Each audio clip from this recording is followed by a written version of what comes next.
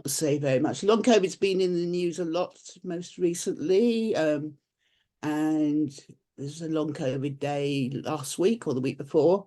It's a report from Susie in our newsletter, which I suspect most of you will have seen, of the day of making a noise, where they went round with a digivan and trotted around central London, and tried to raise a lot of awareness about that. But I'm going to leave it to Margaret to go into the details and explain what long COVID support is all about. And for those who want more information about long COVID, I'm sure she will introduce that. So I'm going to hand it over to you, Margaret. I've set it so you should be able to screen share with your slides. Right, thanks very much. Okay, thanks. I'll just do this and hope for the best. Yeah. Is that on? Oh, hold on. I need to. Doesn't matter how many times you do this, you always struggle, don't you? I'm going to try and put it on slide view, so hopefully that'll work. Okay, thanks. Yeah. So thanks for the introduction, Joan, and the invitation to come and speak. This is a talk that I did actually a couple of weeks ago for the Greater London Authority. We've got a member who's a member of that, and they have a wellbeing network, and they wanted to know a bit about long COVID support and long COVID. So I'm kind of doing the same thing again. So I'll talk a little bit about who we are and then about long COVID itself. So first of all, about me. In 2020, I was a perfect healthy 50-year-old person with a full-time job and a child and a family, and I used to cycle to work. I used to go to exercise classes, take my daughter places, just, normal life. I got COVID at work in March 2020. I went on for about a year. I had long COVID about a year. I recovered, got reinfected October 2021, and was ill again for 4 or 5 months, but recovered. And then I got COVID again July 2022, and I haven't recovered. I'm now in a position where I'm on a career break from work, and I had to take a career break because I just wasn't recovering, and I could see ill health dismissal coming down the line at me. So I've taken a break. But anyway, so that's my sort of personal story with COVID. Long COVID support itself, we are now a registered charity, but we essentially came about, like yourselves, grassroots movement of people who connected online and wanted to do something. So we incorporated in May 2021. We got charity status May 2022. There are actually, it's 11 trustees at the moment, and I'm one of 3 founding trustees. But our wider group is around 50 active people who are active in various amounts depending on their own circumstances, because most of them are still ill, and we're mostly people who met in 2020, and the majority of us haven't recovered completely. So our vision is for everyone affected by long COVID to have access to appropriate treatment and support. That's the broad vision. And we operate across 4 broad areas of support, advocacy, research, and education.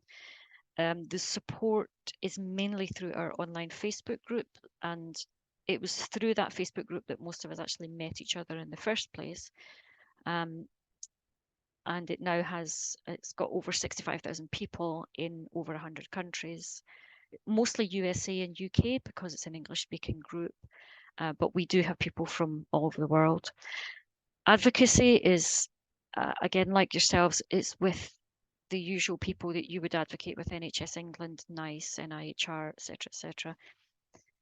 The research arm is quite strong, and that's partly because of my background in research. So I was, I suppose technically still am, patient and public involvement in research lead for University Hospitals Birmingham. So I'm in an NHS R&D department, and my job was to encourage the full involvement of patients and the public in the research that's done, which means not to take part in trials, but to actually have a voice in the design and conduct of research.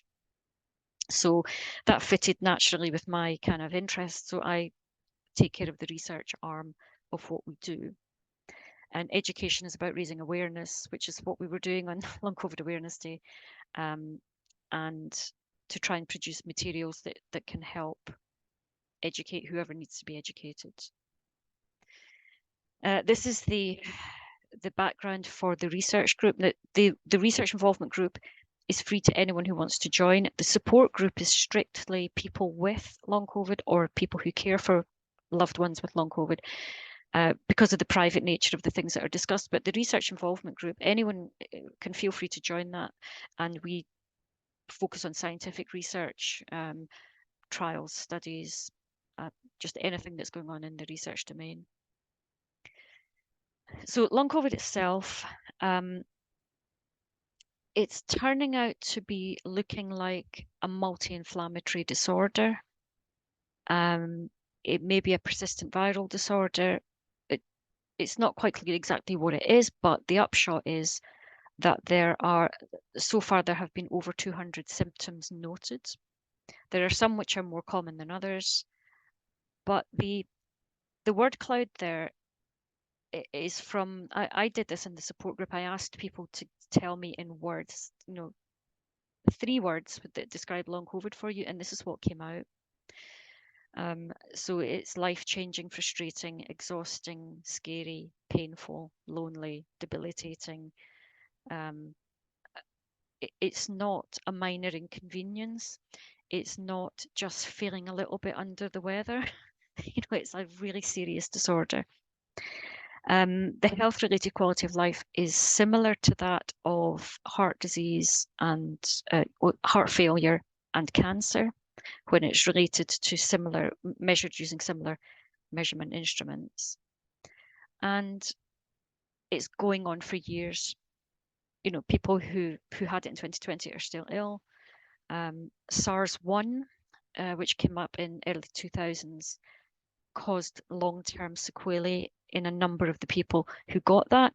And there was a follow-up paper published, I think last year or the year before, where they followed up 50 people who had got long-term SARS-1, and none of them recovered. In 20 years, none of them have recovered. None of them have returned to work. So this is one of the studies showing, just the plethora of symptoms. Usually what you find is the fatigue, breathlessness, and those kind of systemic symptoms are usually the top ones, but there are all sorts of others. Pretty much every bodily system, every organ has been implicated in long COVID. And there's a lot of general symptoms, but there are some peculiar ones, like loss of smell, obviously is pretty peculiar to long COVID. Hair loss, things like that, which are a bit odd. We get them, but then we got all the kind of general ones as well. This is a very good review for anyone who wants to find out a bit more about it. Very, very good review article from last year, which goes through, it's a narrative review, so it's quite easy to read, and it just looks at all the literature on different aspects of long COVID, and again shows you different organ systems. So long COVID is stigmatized, which you may have picked up on, and there are barriers to obtaining care. This is a paper which I was involved in with Nisreen Alwan. Nisreen Alwan herself had long COVID. She's an associate professor at Southampton University, and we did a symptom survey, and we also did this looking at stigma, because this is one of the themes that was coming up. People were beginning to be afraid to talk about long COVID because their friends, family, employers, and so on were kind of over COVID and just didn't really want to talk about it anymore. And because there's no diagnostic test and a lot of the symptoms are a bit vague, then there were accusations of people just making excuses not to work, and pretty unpleasant things like that, where people just not believed about the symptoms that they have. So there's various barriers to obtaining care. So first of all, you've got to be believed. Your GP has to believe you. Then they have to make a referral. That referral has to be accepted. There has to be someone to refer you to for follow-up investigations. So those referrals might not be accepted. And then even once you see somebody, even once you get in the room with a neurologist, cardiologist, immunologist, whoever it is, then they've got to believe you've got to be able to do something about it. So you hear a lot about people who finally get to see a neurologist or whoever, who then says, well, what do you want me to do? I don't know anything about it. So there are lots and lots of barriers to getting any kind of care at all for the multiple debilitating symptoms. It's also a very fluctuating illness. Personally, I myself have had 12, 13, I've lost count, phased returns to work from relapse and remission and reinfection. And this can contribute to stigma because you have people saying, well, I saw you walking about last week. Now you're in a wheelchair. You must just be making it up. And you're not. It's just, well, last week I could do this walk. Today I can't. It's just, it just changes. And there's really nothing you can do about it. There's very little to guide you in terms of when you're going to relapse and how long it's going to take to recover from it. So sometimes I can recover from a relapse in a week. Sometimes it takes me 6 months. And I've just got no idea what situation I'm in at any given time. This is another study that I've been involved in, and we ask people to draw a graphic of how they're affected by long COVID, and we just got all sorts of drawings like these, roller coasters and all sorts of things, and all these words that are used to describe it. So that in itself is actually quite difficult to deal with because it's difficult to plan your life when you don't know how you're going to be. So what causes it? These are the front runners at the moment. There's lots of evidence for all of these, but more research needs to be done to see how they interplay with each other and what the real root cause is. We know it's the virus, but then what happens? You get this virus. People like my husband barely get symptoms and it just bounces off them. I end up disabled. What's happening in his body compared to what's happening in my body? What's going on? We don't really know. But we know that there are long-term inflammatory responses. There are some autoimmune antibodies. Vasculitis, which is inflammation of the lining of the blood vessels, is being seen, and that could explain all the different body symptoms because your blood goes everywhere. Endothelial damage is related to that. Persistent virus, pretty much every study where they go looking for persistent virus finds it. And these are mostly autopsy studies because it's difficult to get tissue samples from organs. There's quite a few gastric ones where they've got tissue samples because you can take a sample of gastric tissue more easily than, say, brain or liver or something else.